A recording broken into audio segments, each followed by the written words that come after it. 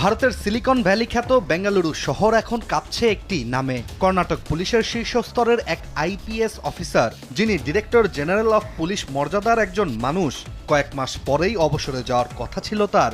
অথচ বিদায়ের মুখে দাঁড়িয়েই যেন সবকিছু ওলটপালট হয়ে পড়ল এই পুলিশ কর্মকর্তার।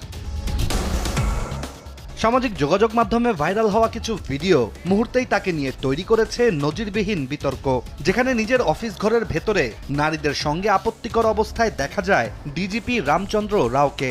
ভাইরাল এই ভিডিওগুলোই এখন চাঞ্চল্য সৃষ্টি করেছে পুরো ভারত জুড়ে। এই পরিস্থিতিতে দেশটির সরকার তাকে সাসপেন্ড করেছে, শুরু হয়েছে বিভাগীয় তদন্ত।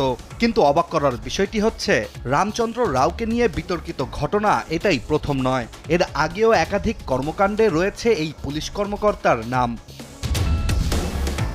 ভারতের স্থানীয় গণমাধ্যম এনডিটিভির একটি প্রতিবেদন থেকে জানা যায়, 1993 ব্যাচের আইপিএস অফিসার রামচন্দ্র রাও দীর্ঘ 3 দশকের কর্মজীবনে কর্ণাটকের একাধিক গুরুত্বপূর্ণ দায়িত্ব পালন করেছেন।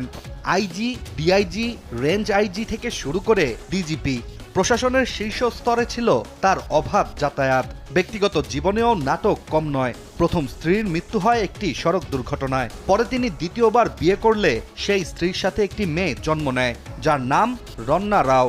তার এই মেয়ে কর্ণাটক চলচ্চিত্র জগতের পরিচিত মুখ হয়ে ওঠেন। আর এই সম্পর্কই একসময় রামচন্দ্র রাওয়ের জন্য হয়ে দাঁড়ায় বড় অস্বস্তির কারণ।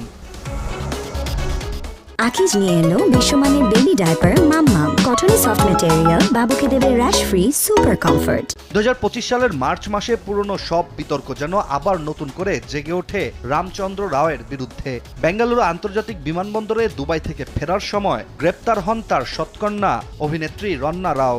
অভিযোগ, প্রায় 15 কেজি সোনা পাচার করার, যার বাজার মূল্য 12.5 কোটি টাকারও বেশি। তদন্তে বেরিয়ে আসে গত 2 বছরে তিনি 30 বারেরও বেশি দুবাই যাতায়াত করেছেন।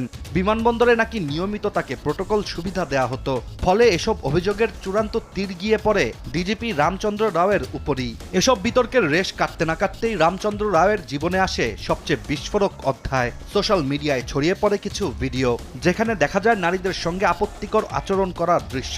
তবে এসব ভিডিওগুলো সত্য কিনা তাই এখন তদন্তের মূল বিষয়। কিন্তু রামচন্দ্র রাও সরাসরি সব অভিযোগ অস্বীকার করে জানিয়েছেন ভিডিওগুলো সম্পূর্ণ ভুয়া ও সাজানো।